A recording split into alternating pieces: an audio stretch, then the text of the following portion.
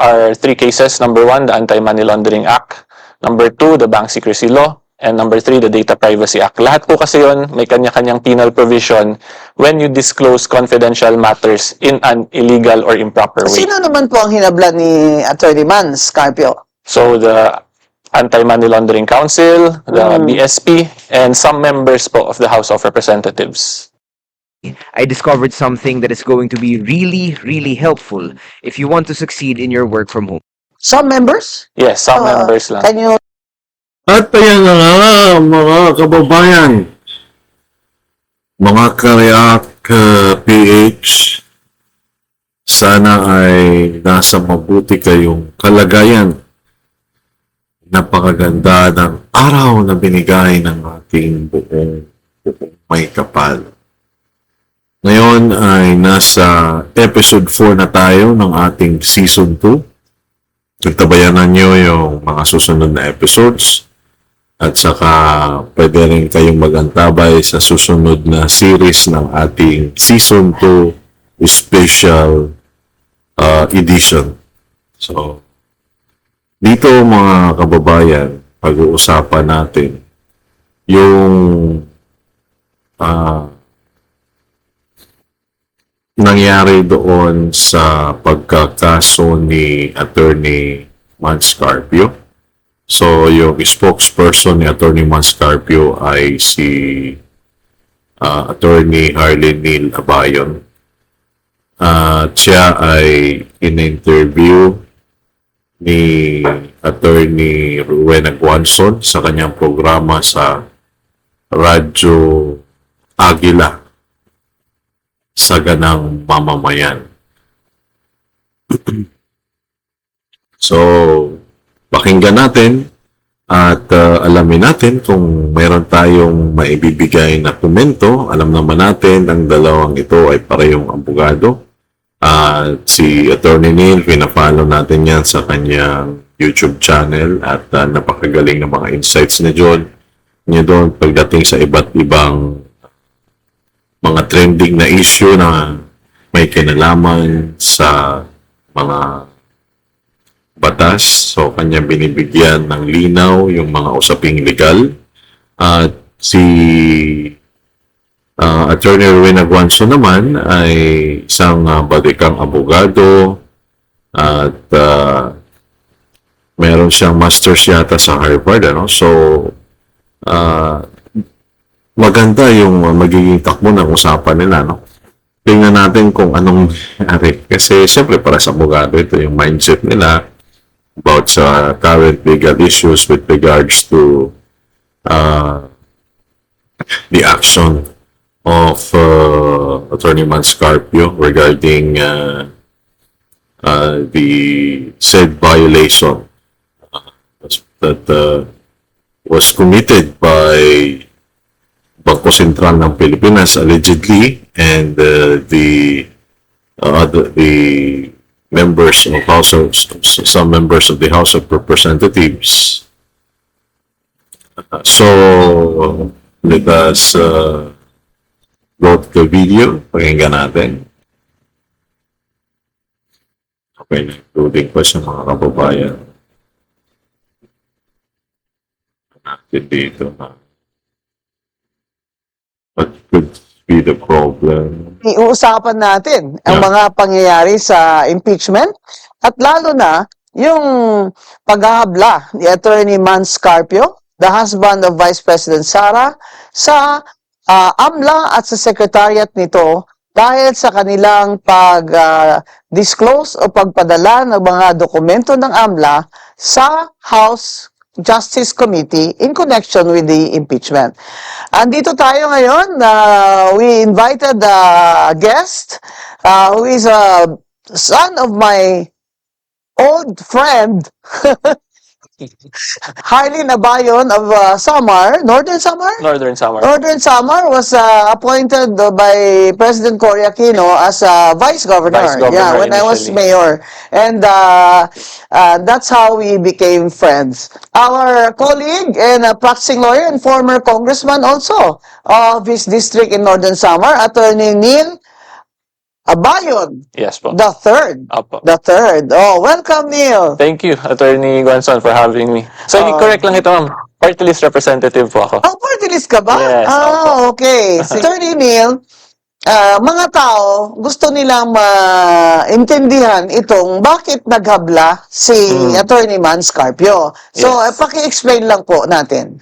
So, yung pinaka-purpose lang po talaga is gusto natin panagutin yung yung mga taong may nilabag sa batas. That's the simplest way to say it. This has nothing to do with the impeachment para pigilan, i-TRO, or magka-injunction. Ang sa amin lang po dito, the main issue, number one, whether or not may violation ba sa batas. If yes, then you should be held liable. Yun lang po. Ano pong Okay, so let's make kind of side comment, or no, it's a side comment. Parang to clarify the statement of the attorney. Neil. So, hindi naman sa gusto nilang pagkaroon ng problema yung impeachment proceeding, no?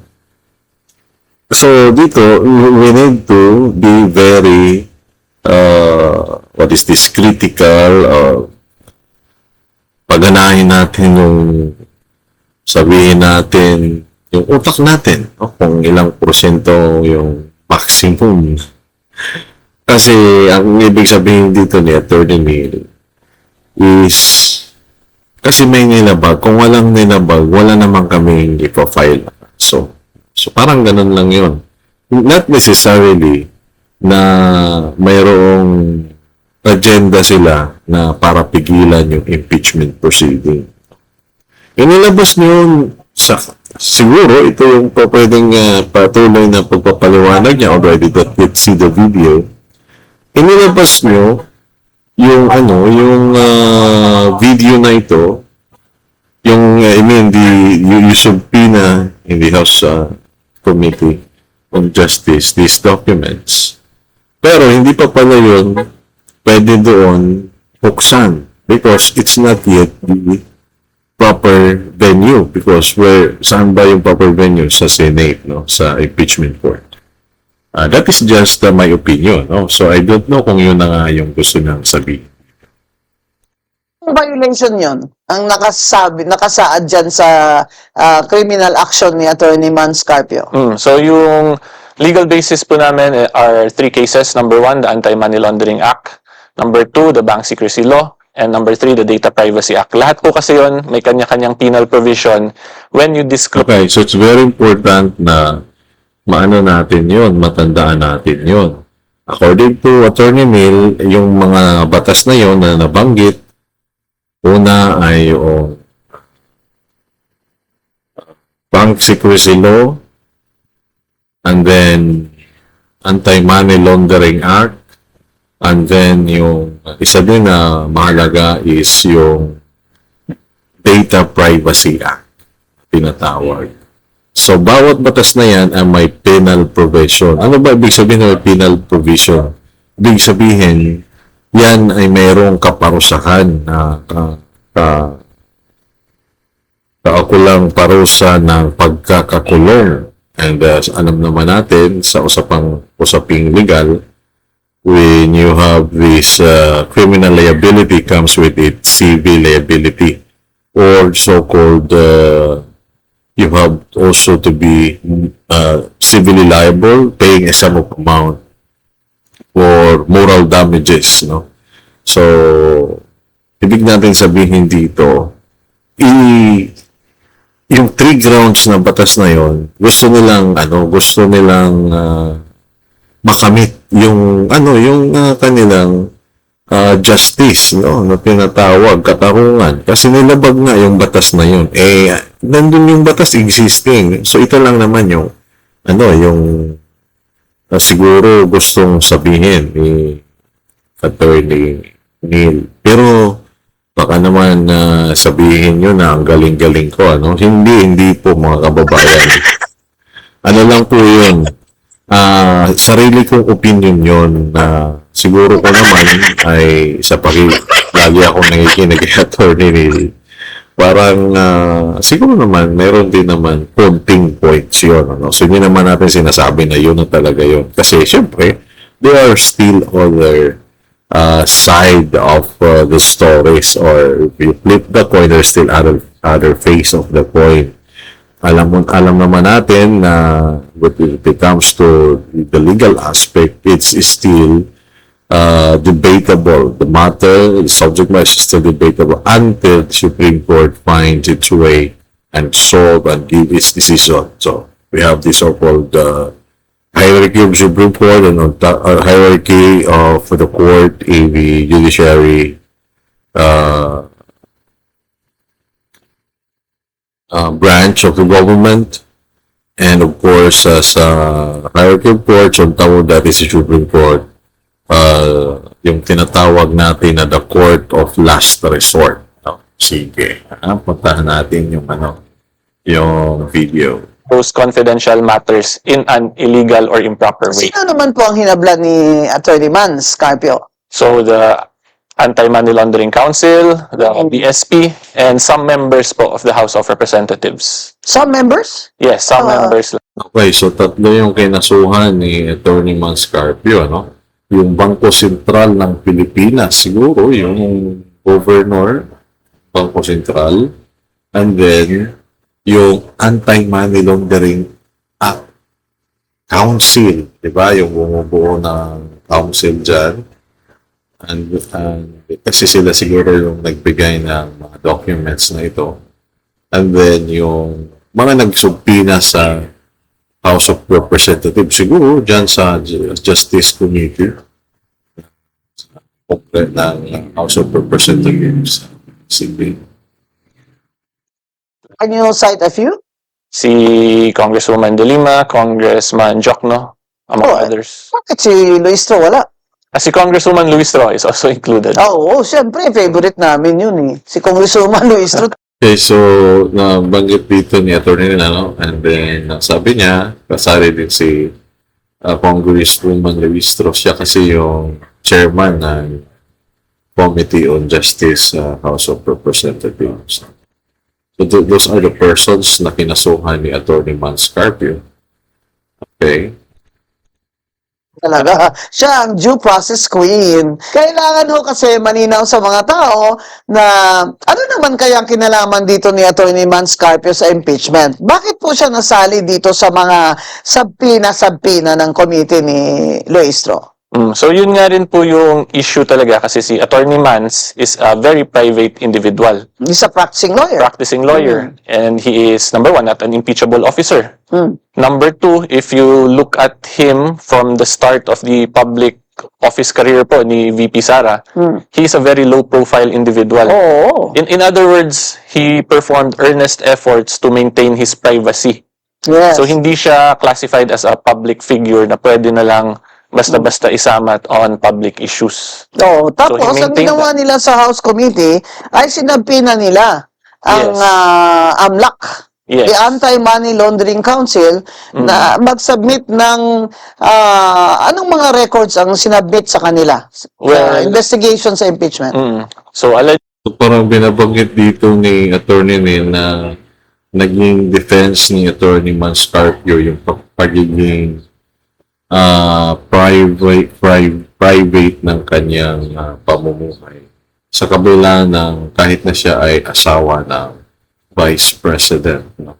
So siguro na-observe din natin yun even in the time that the former President was still in power, former President Rodrigo Roa Duterte, parang hindi masyadong expose yung life ni Atty. Mans Carpio. Although some of the allegations that came from former Senator Trillanes is, di ba, narinig nyo na yung mga allegations na binabanggit na niya.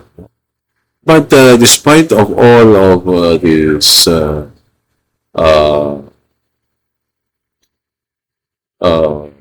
situation that Atty. Mans Carpio is in, being the husband of the Vice President, ay nanatili daw siya, according to Attorney Neil, na naging pribado ang kanyang buhay. So, he is a practicing lawyer. So, siguro, these events that transpired in his career as a lawyer has really caused the kind of injustice to his personal and private life. Parang sinasabi dito ni Attorney Neil ay meron siyang sariling pamumuhay. So, he is being dragged out of these allegations, and his dignity is being tarnished. So, he should act as a private individual to protect his person para pangalagaan yung kanyang sarili. Siyempre, abogado din yan.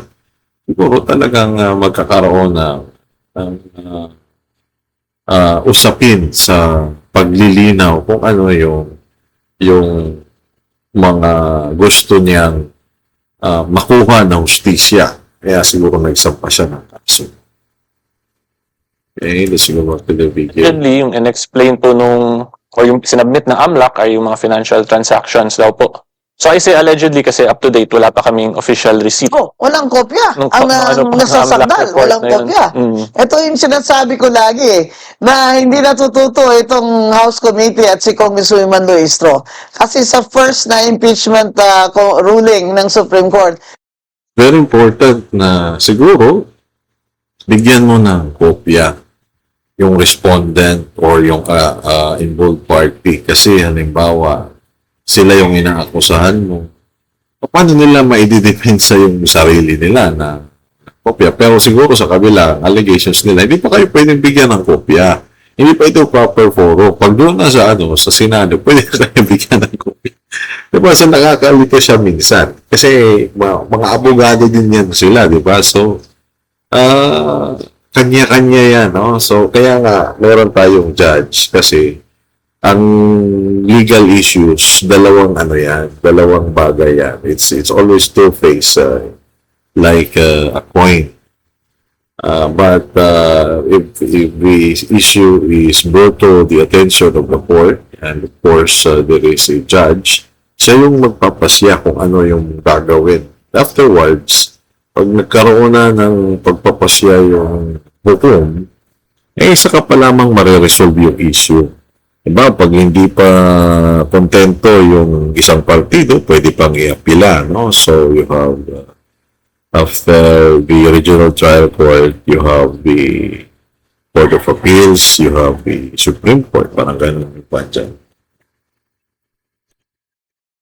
may due process din ang focus ng desisyon na yon, yung lack of due process. Kaya ito na naman si Congresswoman Luistro na kung ano-ano ang pinagsasabi na. Nag-object na po dito ang mga ilang congressman na bakit sinasabpi na para dagdagan ang mga dokumento na ipapasok sa records na ipapadala sa Senado. Kasi po, sinabi nga ni retired Justice Ascuna, Supreme Court Justice, na hindi dapat dinadagdagan ang complaint. Kung ano ang sinabit doon, ayun na po yun ang dapat sinusuri nila. Sinabi rin yan ni Congressman, my friend, Congressman Rufus Rodriguez of Cagayan de Oro, that this is a fishing expedition. Kasi hindi naman yan kasali dito. Tapos, isasabi na ninyo. Masigasig po si Attorney Congressman Terry Ridon dyan sa pagsasabi na. Galit na galit At sinabi din ni Congressman Paulo Marcoleta. Sinabi din ng Vice Chair. And that's what also Congressman Garbin said. So, hindi po nagkulang ang ilang congressman sa pag-object nitong pagsasabina ng committee ni Congresswoman Luistro, pagsabina ng mga kung ano-anong dokumento na idadagdag nila, kagaya ng affidavit at supplemental affidavit ni Madriaga. Dinagdag din nila ang affidavit ni Trillanes. Kung kaya, pag inadmit nila kasi yun, di kahit ano, pwede nila i-admit.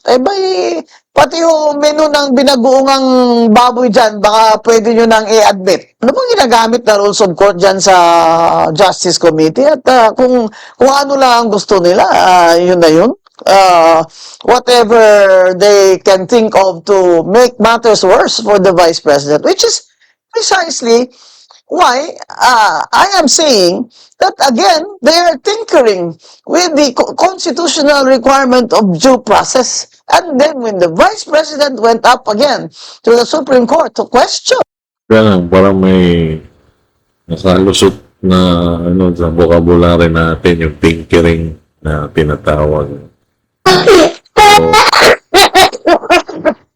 Siguro, opinion lang natin yung tinkering. Parang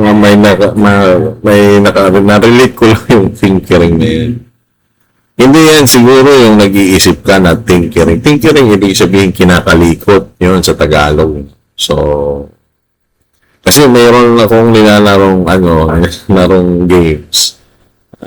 Parang ano siya, parang simulation siya ng mga tao sa totoong buhay. So, yung isang doon, character, pwede kang mag-ayos ng sasakyan, So, tinkering yung tawag doon. Kaya naalala ko yung word na yan.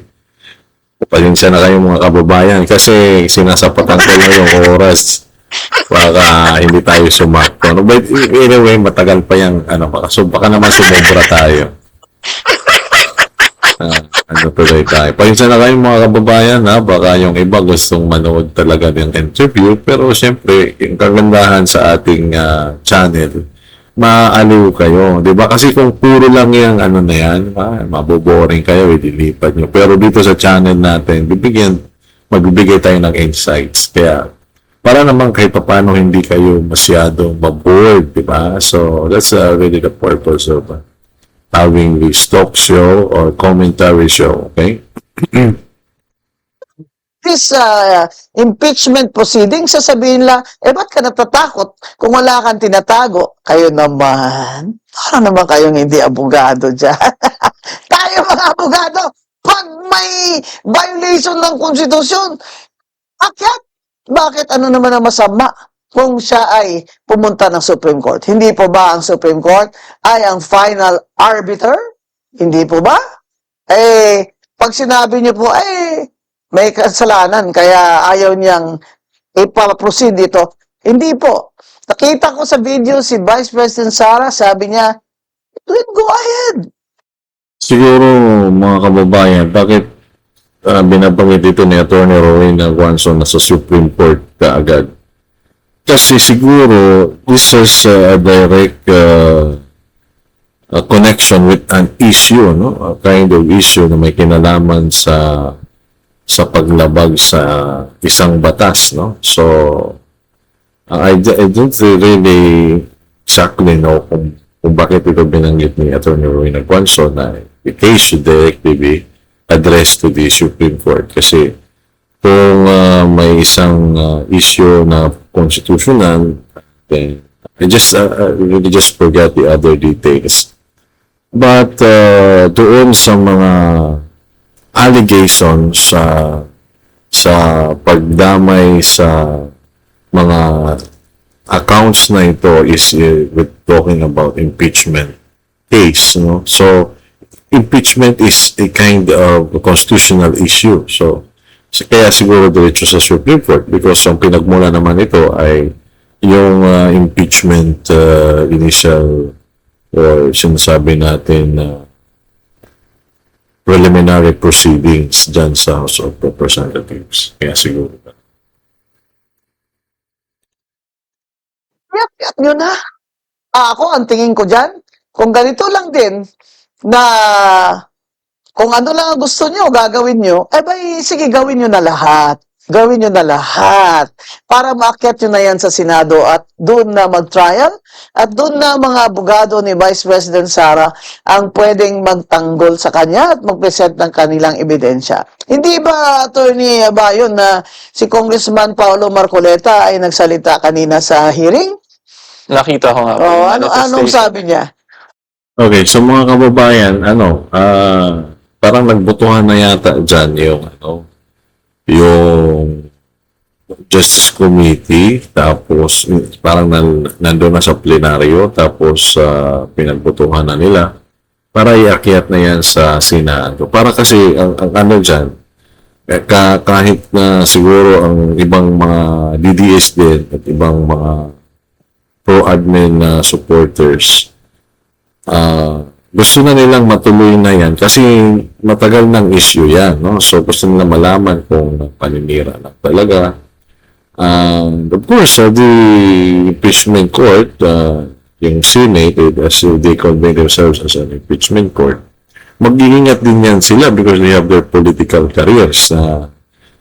Sa ngayon, kasi mataas talaga yung ni BP Sara, mataas yung kanyang rating, no? Trust rating niya. Ibig sabihin, pinagtitiwalaan siya ng mas nakararaming mga Pilipino.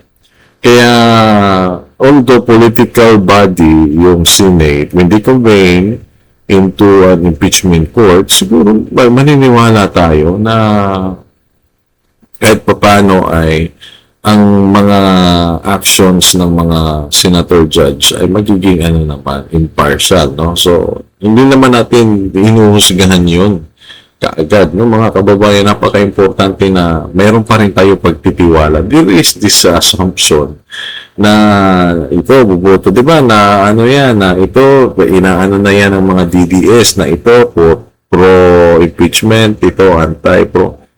So, nakakalungkot lang na gano'n na yung iniisip, no? Pero pwede naman siguro, sige, hintayin natin yung impeachment kung talagang yung action nila doon ay may pagpanik, may pagkiling, o talagang lang sila, impartial, and then they have this objective gagawin. Sige, balikan natin kasi matatapos na yung natin. May sinabi siya tungkol sa beat eh. Oo. So, Sabi hindi niya- ko natututulan. Kasi hawak yung beat. Anyway, Chair, hawak mo ang beat. Na talaga to.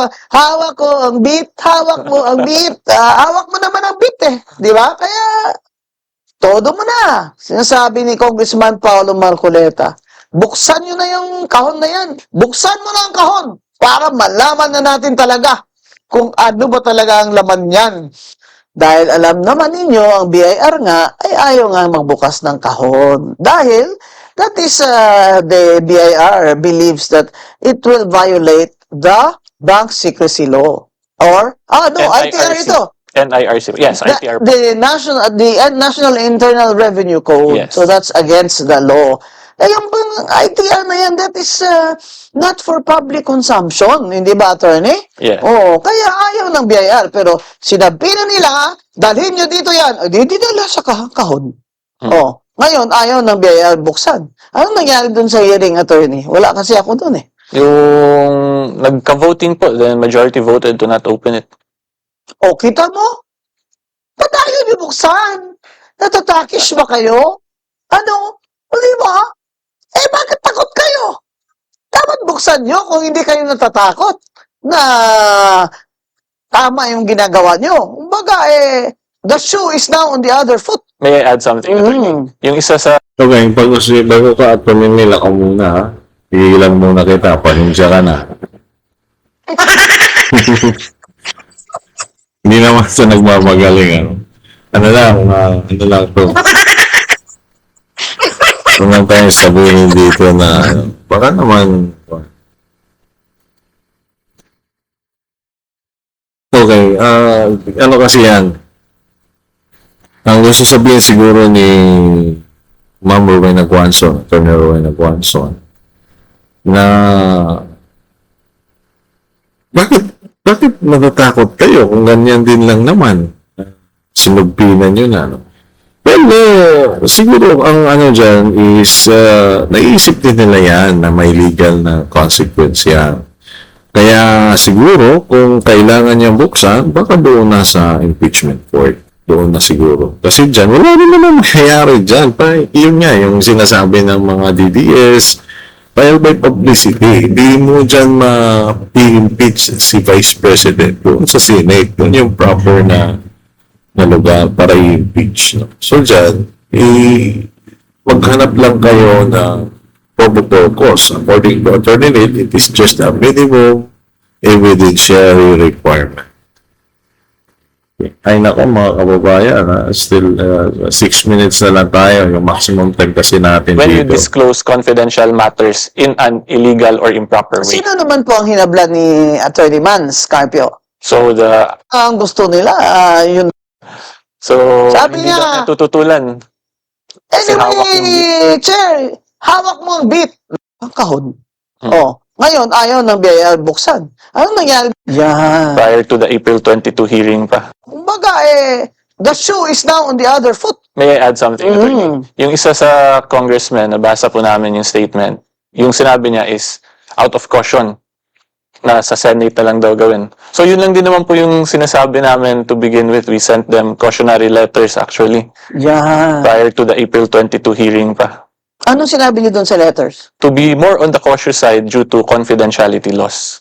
No. Sa pinadala po yun sa AMLAC and sa BIR ng side ni Attorney Mans. Quoting Supreme Court decisions that Congressman was probably Yung pinaka-safe talaga dyan, kasi yung reference nila dyan is si former Chief Justice Renato Corona. So talagang binubuksan yung bank account, bank records, doon na sa Supreme Court, doon na sa impeachment court, no?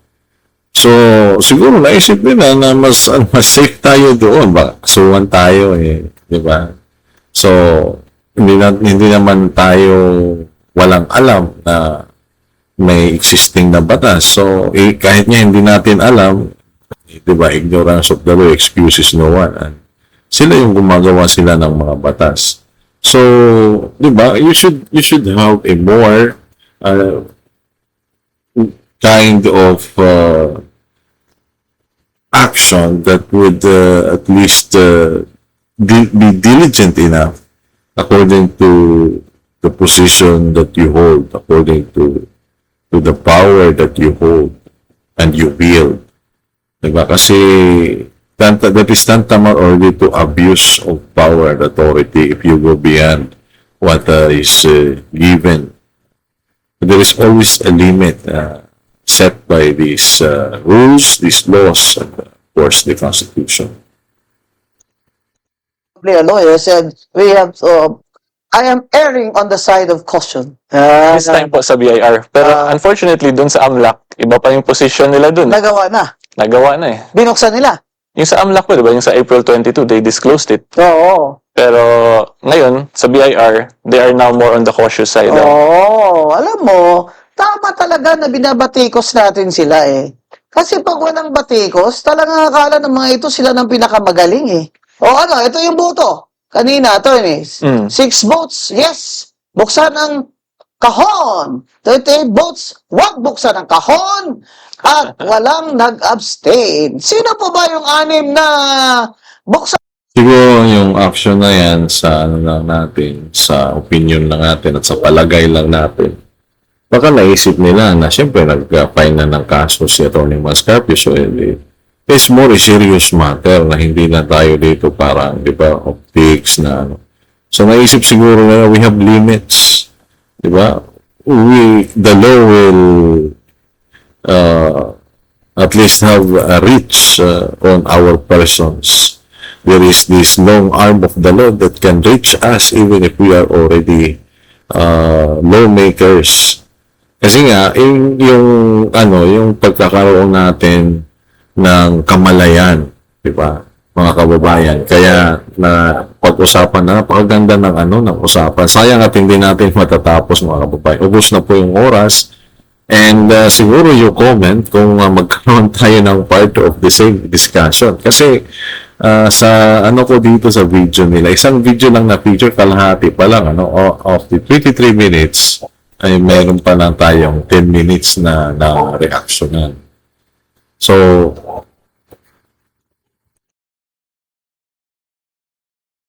Kahon. Sigurado ako, negative dyan ang boto ni Congressman Garbin, Congressman Jennifer, Congressman Rufus Rodriguez, yung mga Mindanao kaya na congressman dyan, marami dyan sa negative. the boat is sinking. The boat is sinking. Yan na po ngayon ang Okay, mga kaibigan, as much as we want to continue, pero wala na talaga tayong oras. So, magpapaalam muna tayo. Abangan ninyo ang susunod na episode. Comment kung gusto nyo tapusin yung ano na to, video. Kasi, pwede natin yan gawin. Depende kung ano yung request nyo, ano. So mga kababayan, meron pala tayo dito naka-flash na subscriber, no? So, in real time, habang magsusubscribe kayo, ay gagalaw yan. Pero, ngayon na nagre-record ako, no? So, pag once na naka-display na itong video natin, naka-post na ito in public, so, hindi na yan Pero ngayon, na nag-record ako, kung may mag-subscribe, gagalaw yan. So, I encourage you, siguro, na baka naman, pwede kayong mag-subscribe para kainin natin yung ating community, no? So, wala nang nakakatawa doon. It's a serious matter, pero may tumatawa dyan sa background. Sige, mga kababayan, exceed na tayo, sumobra na tayo. Paalam!